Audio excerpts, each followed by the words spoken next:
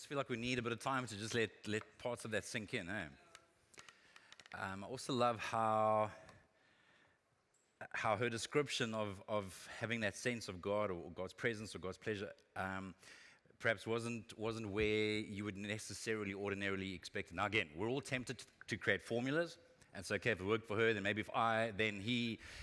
I just want to encourage you to take a breath. It's okay. But I also I don't know if you noticed the term that she used, but she spoke about it being a journey. And please just forgive us, those of you that are joining us for the first time. We're in the third part of a 4-part series called The Good Life, where we're talking about different aspects of generosity, mostly as it relates to finances. We've been speaking more in principle over the last couple of weeks. Today I'm going to get far more specific in the examples and illustrations around finances. But what I want to emphasize today is that it is a journey. We are in very different places in our relationship with God. We're also in very different places in our development as people, as disciples, if you are trying to follow God. For some of us, we are in the pre-journey where you're exploring. And I really hope that there are people here today, like several people here today, that are exploring. Please know that you are wanted and celebrated. But the point is that we are in such different places in our journey. For some of us, the idea of giving anything, and it could be for many different reasons, is completely intimidating. For others, it's maybe been so normal for so long that maybe there's an invitation to, or a sense, or a prompt, or a challenge to do something extraordinary, something that's just completely out of the norm. And so our encouragement is to simply recognize the invitation or the opportunity. What I do want to say right off the bat, in case you put your screensaver on and you kind of check out for a while and come back at the end again, in case you miss it, I want to make it abundantly clear that there is nothing that I'm saying today, and to my knowledge, nothing that we've said the previous 2 weeks or next Sunday, that has anything to do with you have to. This is not a salvation issue.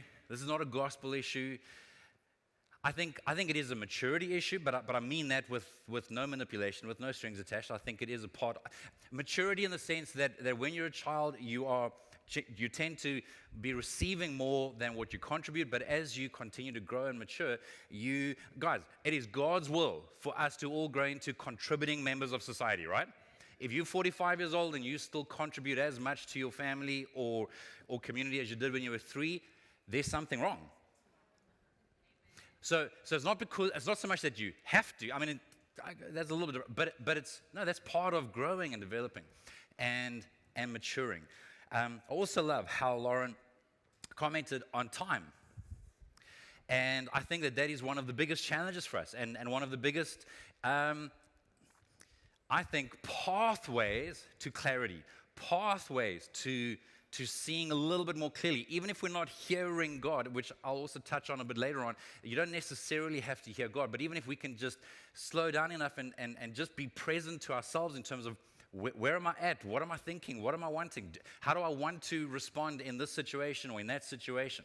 Or maybe it is a case of actually slowing down enough and being present to God, being present to us. There's an incredible amount of peace and clarity that is found in actually being present to God's presence. Now, again, I wish I could give you this 3-step guaranteed formula that if you just sit down in this position for 3 minutes each day, after 17 days, boom, you're going to sense heaven coming into your room. It's not like that.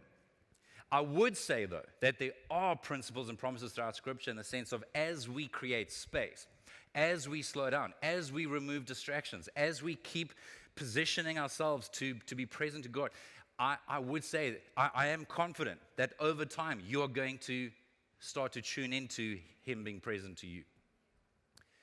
And it's not because He's now present to you, it's us. It's actually, the change is not taking place in God, it's taking place in us.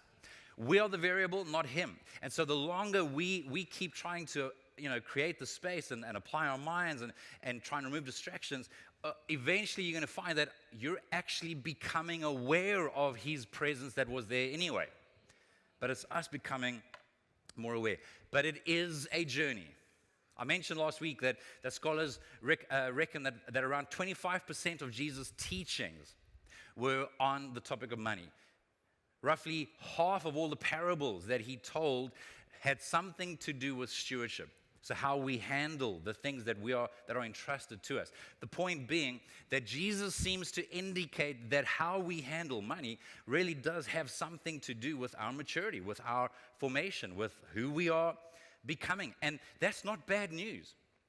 It's just part of our reality as we keep growing and maturing. Now, what I want to do today is take a look at a few different areas that if you look at it properly, you'll see that there's a journey attached to it. It's all to do with the journey of generosity, all to do with the journey of the good life. But they're kind of like 4 categories that I want to just touch on. The first is going to be the longest. So if you're someone that's already going ahead in YouVersion, I'm going to encourage you to relax and take a breath because the first part's going to be longer. Points 2, 3, and 4 are going to be like that. Okay? We're all good. Here we go. Number 1. Freely we receive, freely we give. This is part of the journey of generosity. This order matters. I don't know that we can experience real generosity unless we actually realize this order. Freely we receive leads to gratitude. So the more I realize that I've received something, I've been given something, when that gratitude is and guys, I've just got to tell you, gratitude is a beautiful feeling. It's a deeply, deeply life-giving feeling. Now, here's the interesting part, and again, we'll come back to this later on. It often takes the discipline of practicing gratitude to experience the fruit of being grateful. In other words, as I position myself, as I do the little bit I can, which is to stop and think. I mean, like Friday morning, I just remember sitting on the chair that I normally sit in when I just try and spend some time with God. And I've got to tell you, this it is not always like this. A lot of the time it's hard. Sometimes I can sit for an hour and barely concentrate for 2 minutes. It can be very hard. Sometimes I allow myself to get distracted and busy and not even carve out that space. But on this particular day, just creating some space, I just became so aware. I was just thinking about some of God's different examples of kindness and grace towards me. Even this morning in the kitchen, I was talking with Taylor, and again, we were just so aware of where we can see God's kindness and grace in her life, which matters to me because I love her, I'm her dad, and at some point that's her story to share. But I can't tell you how much gratitude that stirs up, and gratitude is like an incredibly liberating feeling. Yeah. You're focusing on what you do have, not on what you don't have. And I would suggest, it is my opinion, that unless we can become aware more and more of what we have freely received, it's not going to be easy to freely give. I think that we might give, but it might not be free. There might be strings attached, there might be manipulation, control attached, it could be transactional. But remember, we've been saying the last few weeks that generosity, we can give without being generous. But you cannot be generous without giving. So generosity is to actually, it's a gift, it's free, there are no strings attached. I don't know that we can be generous without being grateful, without recognizing what God has done for us. By the way, these words are Jesus. They are quoted from a record of some of his teaching in Matthew 10, verse 8, where it says, heal the sick, raise the dead, cleanse those who have leprosy, drive out demons. And then this statement, freely you have received, freely give. Or in the New Living Translation, it puts it this way, give as freely as you have received. Now, this is part of a much bigger context. And for those of you that want some extra credit, go home and read the beginning of chapter 10 and read the end of chapter 9. It's actually a beautiful, profound, life-giving picture of Jesus' heart to heal people of all their illnesses and diseases. And then the beginning, I mean, even in fact, around the same time at the end of chapter 9, it talks about how Jesus is looking out over the people and he's moved with compassion and he's saying, pray to the Lord of the harvest for workers because the harvest is ripe. He's saying the only variable is us, it's our heart. Pray, ask God to send more workers out because people are ready. He's healing you. He's setting you free. He's wanting to make you whole. Oh, and by the way, he wants to use you to make others whole. It's kind of in that context. Then the beginning of chapter 10, it says that he then basically commissions his disciples, saying, now you go and preach and teach and heal. And then he chooses his 12 apostles, and then this passage comes up. Like he repeats it again, saying, oh, now go and heal and raise and cleanse and deliver. Because freely you have received. So freely give. You've received this gospel. You've received this love of God. You have never loved God first. Ever. We've only ever responded to the love of God. You've never given to God first. Ever. You can only give to God of what He's given to you. You can only give to someone else of what you have received. You will never forgive first. You were first forgiven. He loved us first, we love others. He forgave us first, we forgive others. He's given to us first, we give to others. Guys, there is something, like I almost have this picture in my mind of like these chains being broken off of us when we can just see more clearly. And that's why it's not intimidating when you realize it's not a have to. No, it's I want to, or I get to, but even that's a journey, and we'll come to that in a moment. But it starts with, I have first received freely. Perhaps one of the most blatant examples of this in a financial sense is recorded in the book of Deuteronomy, and we'll read it together in a moment, but just to give you some context very quickly, so I think many of you would know the history, but okay, Jason, just summarize. Israelites, Egypt, slaves, 400 years, God delivers them miraculously, powerfully, wants to lead them into the promised land. What should be an 11-day journey takes 40 years not because they didn't have GPS, not because Google wasn't working, because they didn't trust God. Yeah. Fundamentally, it's because they didn't trust God. Moses sends out 12 spies, 10 of them come back saying, it's amazing! They'll kill us, they'll destroy us. There's no way. Joshua and Caleb are like, if God said it, we can do it. Let's go. They're like, no, let's go back to Egypt. It used to be so good, but no, it wasn't. Bunch of fools. It was terrible. You were beaten. You were slaves. You were used like machines. No. We want to go back.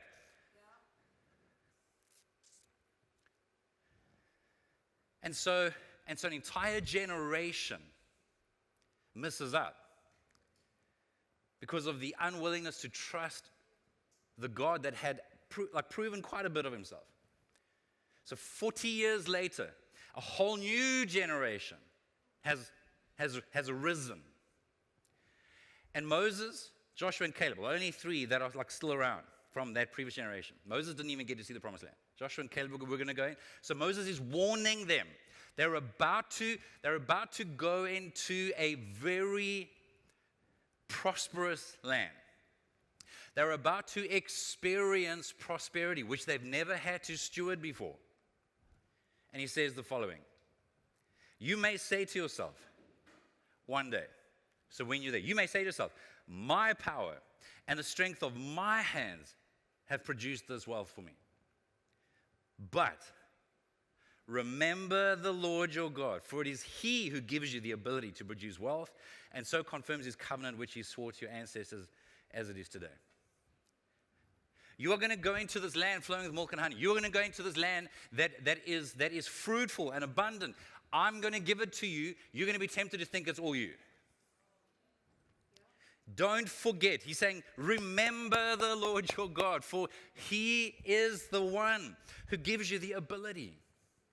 Now in South Africa, we have a legitimate controversy.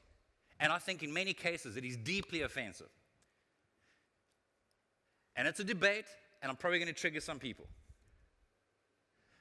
But the reality is that we had a whole portion of our population disproportionately advantaged as it related to education, job opportunities, economic potential, etc., etc.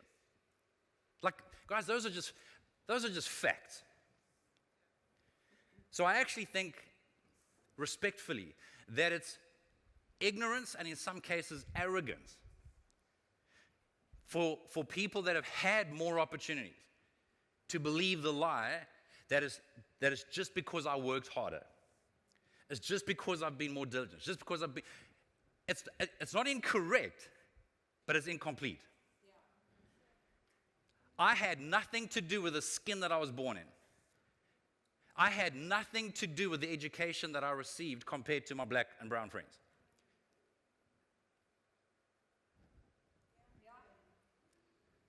Right? My children still benefit from their grandparents and maybe even great-grandparents' privilege. Now, that will cause some people to get defensive. That'll cause others to feel a real level of guilt and shame, and that's something that I dealt with for a very long time. I genuinely feel like God is not wanting it to be a source of guilt and shame unless you have abused it and exploited and done harm to other people. But I think it should be a huge source of humility. It should be a source of gratitude and a source of stewardship. Okay, God, I had benefits that other people didn't have. What does gratitude look like? What does stewardship look like? It is arrogant and ignorant to ever think that you're a self-made man or woman. Like, you gave birth to yourself? You paid for your education when you were like 6 or 7? Now, I'm not taking anything away from people that have worked hard and stewarded the opportunity. I'm just saying that there were opportunities. He's saying, I'm giving you opportunities. Don't believe the lie that it's just all about you. No, I've given you the ability to produce wealth. I've given you the ability to be successful. And so, on some level, at its most basic, everything we have in some way or another has come from God. And so, as I recognize that I've freely received, it becomes, maybe easier is not the right word, but I think it can result in freely giving. I love how Rob Kettling says the following: I'm not giving so God will. I'm giving because God already did.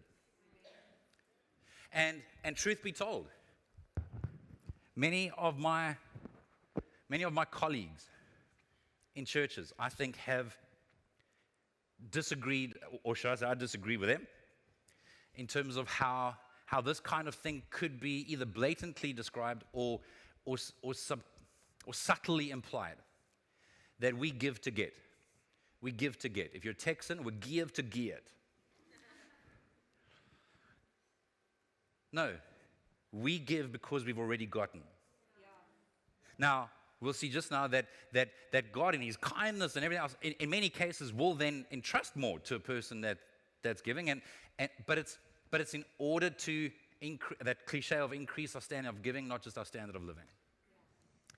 We give because God has already given. Now, please bear with me for a few moments, because this is a bit awkward for me, and I've never done this before, and possibly will never do it again. But for a few reasons, I felt prompted to just share a little bit of our own journey. In the past, I've only ever shared on just how we have felt blessed and experienced God's provision. But I feel like it's also important to share like the skin that we have in the game, putting our money where our mouths are. This is God help us if this is just manipulation, and just trying to get something from you. Like, I can't tell you how much peace I have over God building His church. If it's His church, He'll build it. If it's not His church, there's nothing I can do. And I'm okay with us being able to do more and serve more and give more and love more and lead more at the pace of our giving and our serving. Like, we can only do that at the pace of our participation, at the pace of our giving. And I've got more peace about that than I've ever had before. This is just to tell you that this is real for me and Sue. This is true for us. This is not the pastor telling you what you have to do. But in every single case, we have given of what we have first received. For us, we'll be married 25 years on Wednesday, by the way. 25 years. For us, it has always been a priority to to give to the church. In our case, we have been comfortable with the idea of a tithe, but I'll touch on that in a moment. A tithe simply means 10%. Lots of debate around that. That's not the issue. But as God has just been kind to us, and as people, it's God and it's people. People have been very kind. But as we've been able to give more. Probably to the point of where what we. So I don't. Yeah. Okay. I get so nervous about the tithe because I know that's like triggers for some people. If we're going to get technical and work off the Old Testament, there were 2 tithes that were paid. That's 20%. And then every third year, a third tithe. So that's, if you're going to aggregate that over 3 years, that's another 3 points. So people were giving 23% every year in the Old Testament. So if we're going to go Old Testament, well, then we're all obliged to give a lot more, probably, than what most of us are.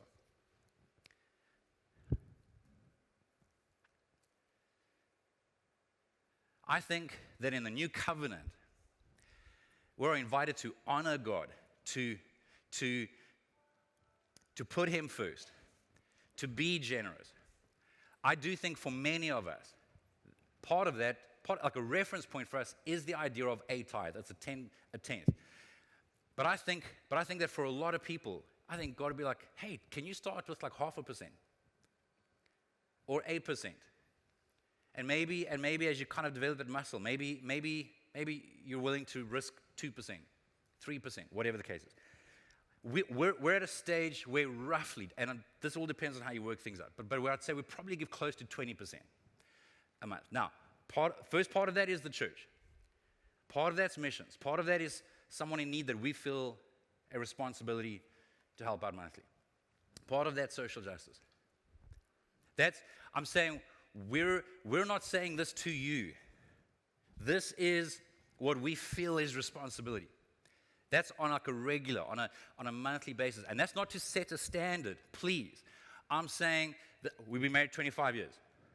And I was trying to honor God before we were married. So this has been a journey for us. But in addition to that, extraordinarily, we've been able to give cars away, watches, shoes, furniture. We've been able to take people with us on holiday. Now, here's the full story. We've received more cars than what we've given. We've never been on a holiday that we've paid for. So why wouldn't we feel a responsibility to share, like, hey, do you want to come with us on this holiday that we've been given? Like, when I say holiday, I mean, like, it might be someone's friend's holiday place or what. Tomorrow, we are receiving couches that we purchased with our own money for the first time in 25 years. So what I'm saying, the point I'm making, the only point I'm making is that so I can say to you, we've given couches or furniture, but it's all been given to us. Or the first couch we were able to buy because of a small inheritance that Sue got. Or another couch that we were able to buy 17 years ago was because of a gift that we received. Our dining room table and chairs are 30-something, 67 years old. Beautiful. We didn't buy it. So we've been able to share, but we've shared of what we've been given. We've had people living with us for the better part of the last 20 years. But again, it would take too long for me to tell you how miraculously God has provided for us to be able to live in the first place. So if God has provided for us in terms of accommodation, like it's just part of surrender in terms of God, what do you want to do? I said I've given watches away. I've been given watches. I've given shoes away. I was given these shoes because they didn't fit the guy that bought them. I'm like, you keep on buying shoes that are too small for you. I'm like, I'll take them. I've got another pair I've worn a couple of times that's also from... No, actually, that was just a gift. That was like a birthday gift. So that wasn't because that wasn't a mistake they made. Occasionally, we help someone that needs it in terms of nappies.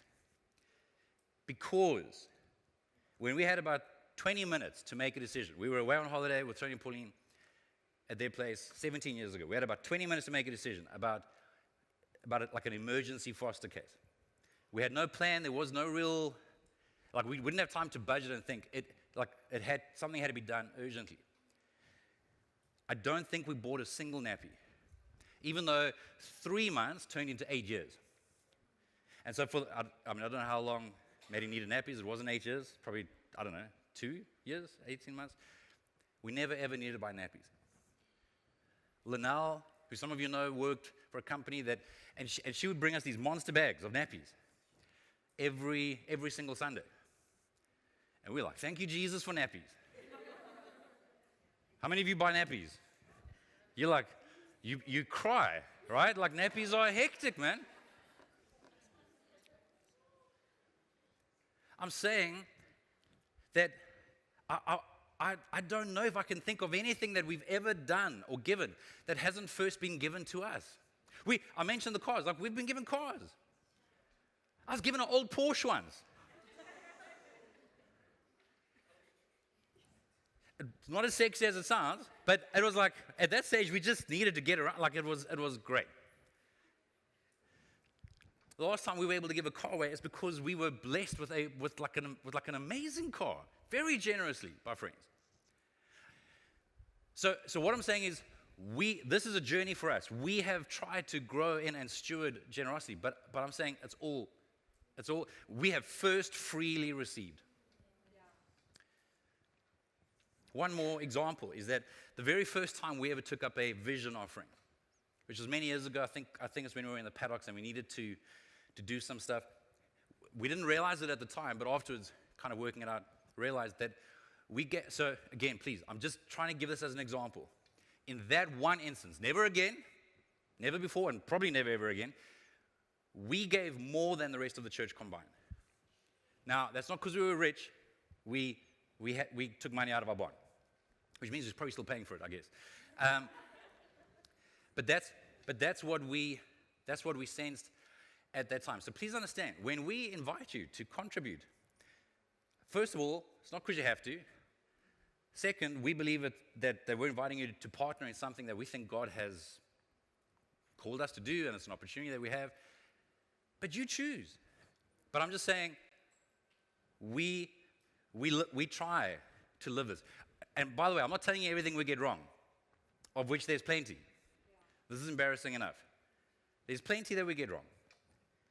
But I will tell you that the more aware we are of how we have freely received, it would be criminal. It would be insane for me to not trust God.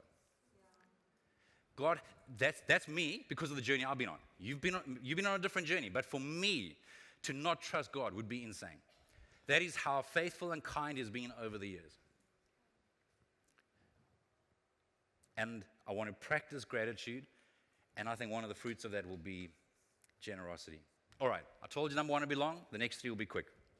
Number two, another part of the journey, is presence, peace, and perspective. In other words, it's progressive. I think that in order for us to have perspective, I actually would encourage you to prioritize God's presence. You heard that in the video with Lauren. It was trying to hear God. It was creating space to hear God, and then trying to obey quickly. I think very often we wait for perspective and then hope that means that His presence was there. Whereas if we can just keep nurturing a habit of being present to God, being present to us, you'll be amazed at how it affects your day, how it affects your week, how it affects your year, your life, how it affects your relationships, how it affects what's happening at school and at work, and how it affects the challenges and how it affects the celebrations. I do believe that God's presence is what leads to a peace that passes understanding. A peace that is irrational. And I'm very aware, as I said last week, that we're talking to a mixed group of people for whom, for some it's easy to look forward to a holiday at the end of the year. For others, you're not sure how you're going to put food on the table this week. Like, I'm very aware of that.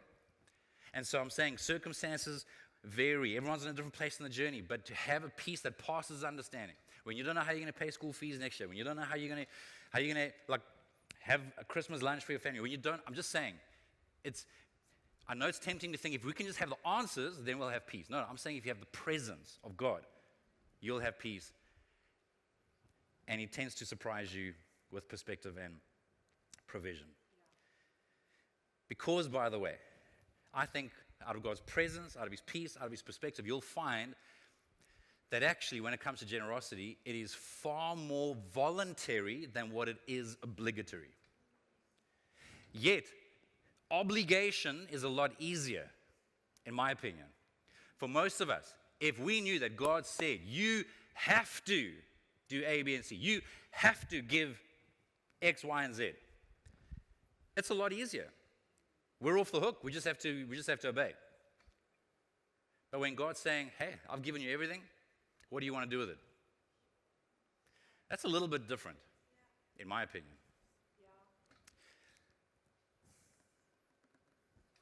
It is voluntary, it's not obligatory. 1 Corinthians 9, verse 7. This is Paul the apostle writing to a bunch of Christians in the city of Corinth. Says, sorry, it might be 2 Corinthians. I might have the wrong, anyway, forgive me. It says, you must each decide in your own heart. You must each decide in your own heart. You must each decide in your own heart. You must each decide in your own heart how much to give. And don't give reluctantly or in response to pressure. For God loves a person who gives cheerfully. You must each decide in your own heart. Some of you right now know that, that ups the ante. That's like, I was just waiting for like the Archangel Gabriel to meet me in the shower. Okay, to maybe not in the shower, to kind of like surprise you. I just mean like when you're chilling out, you know? Hey, listen, I think it'd be very hard for him to get our attention in this generation. Yeah. Very hard. Very hard. But some of us are waiting for like the heavens to part, and what if God's like, hey, you decide. Yeah. You choose. Wait, you mean like it's not a have to? What if God's saying you're allowed to choose? I'm going to risk assuming that for many of us, most of our expenditure is not prayed over every time. Lord, should I buy toilet paper this week? Aren't you grateful that you can choose? I don't know what they did in the early days. I don't even want to find out. But I'm grateful that we have toilet paper. I don't pray about it. We choose. So you decide in your own heart. Number 3, priority, percentage, progressive. This is very practically speaking. This is what I would encourage you from a wisdom point of view, from a best practice point of view, to look at financial giving through the lens of priority, percentage, and it being progressive. Priority simply means that we actually choose to give first.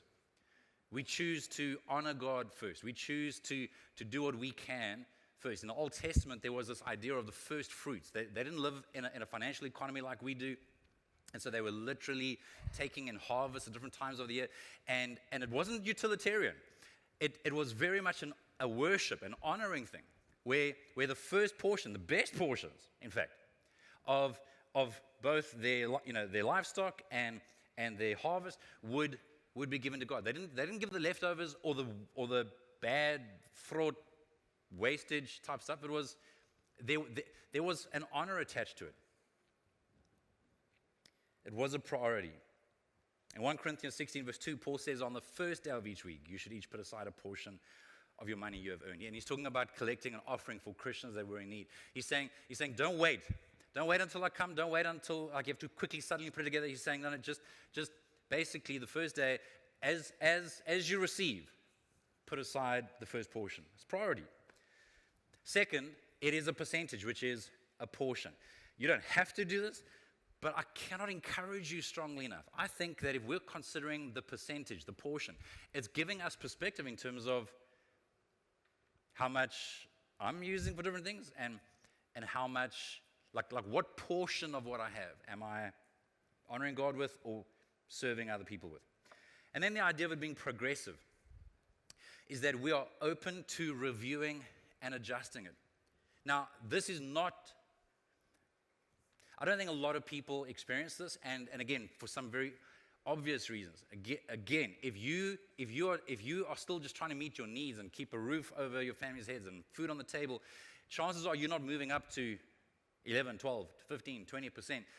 But there are those of us where maybe your income increases or your provision increases or the expenditure decreases, and so there's more margin. And so the encouragement there is just to consider, just to evaluate.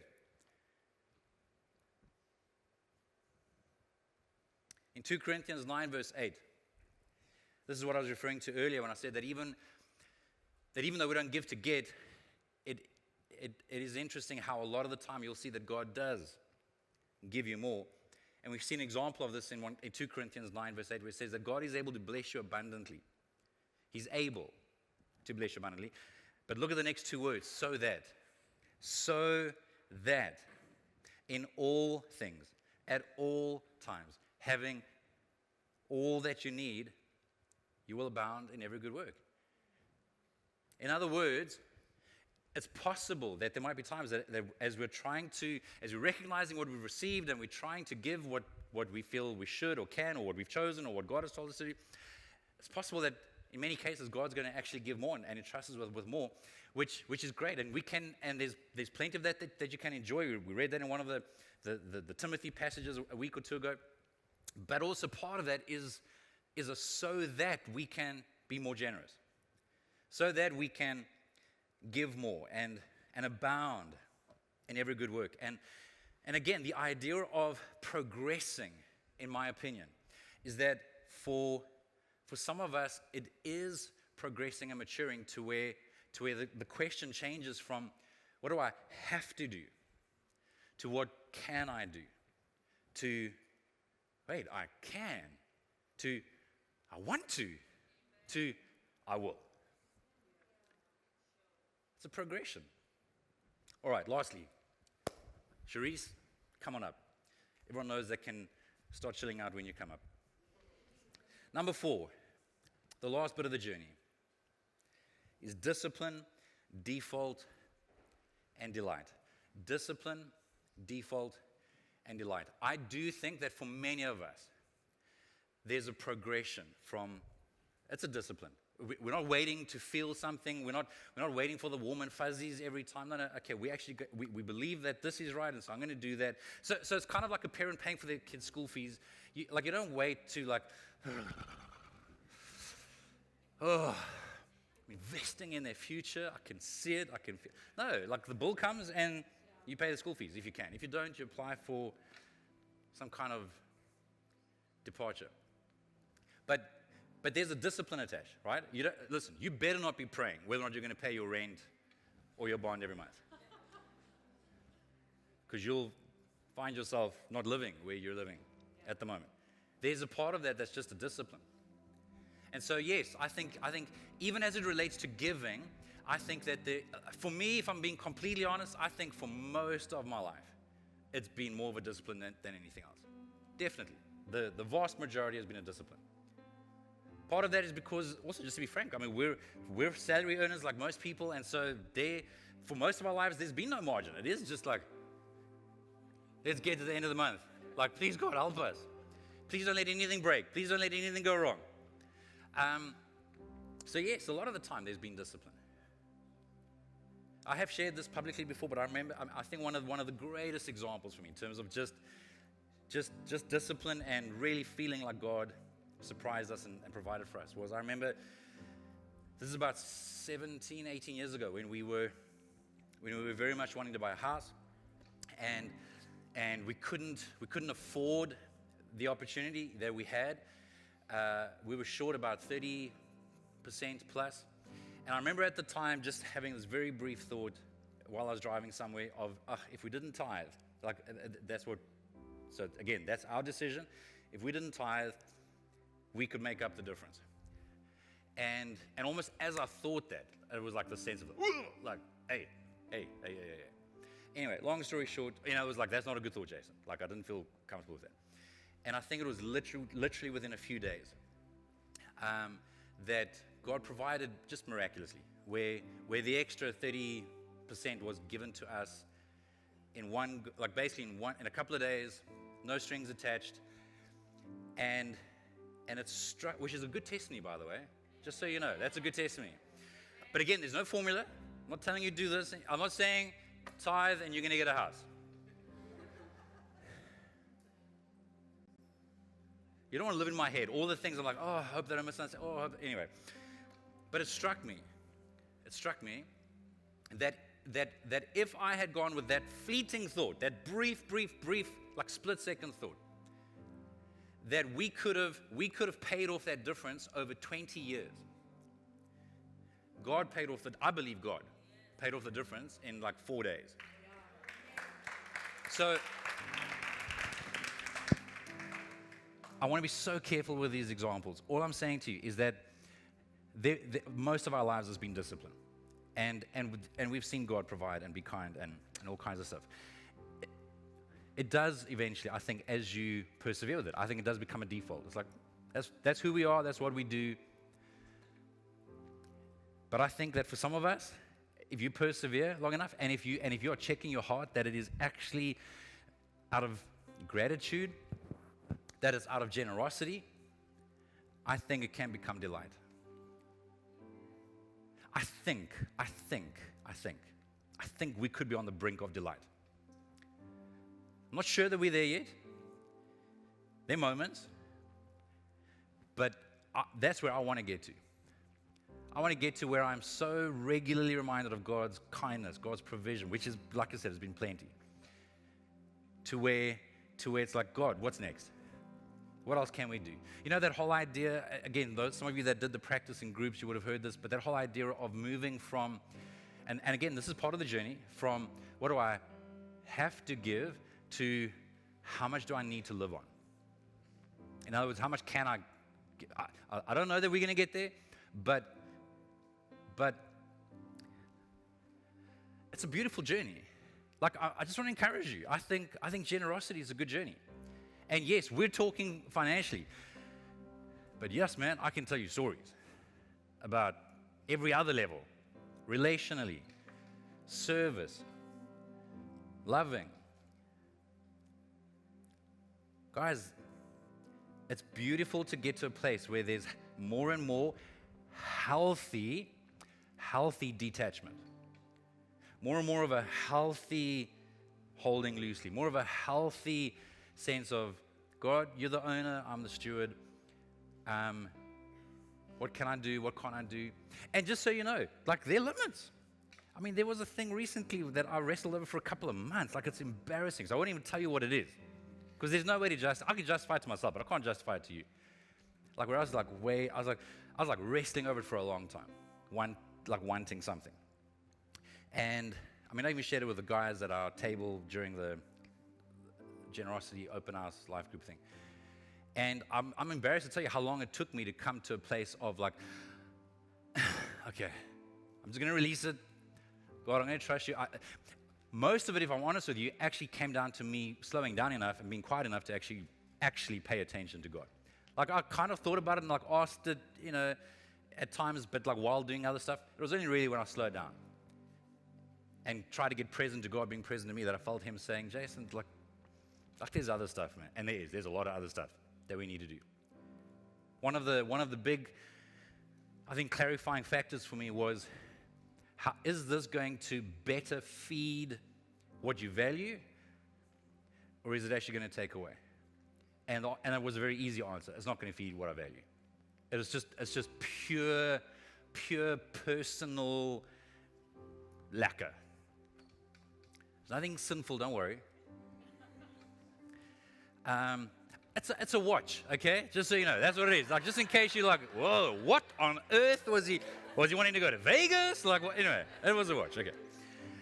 And I can justify it to myself. I'm a great salesperson to myself. I'm not a good salesperson to other people, but I'm a good salesperson to myself.